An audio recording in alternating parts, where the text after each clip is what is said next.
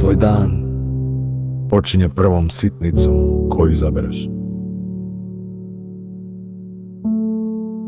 Čaša vode ili scrollanje kaosu, istezanje ili povratak u krevet. Jedna misao, jedna navika,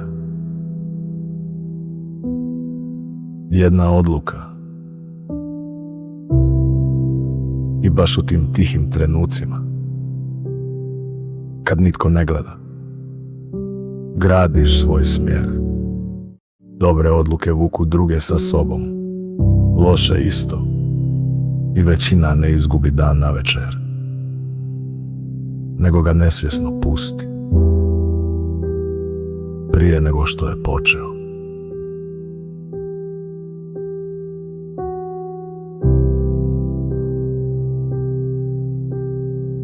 Zato biraj prisutno jedno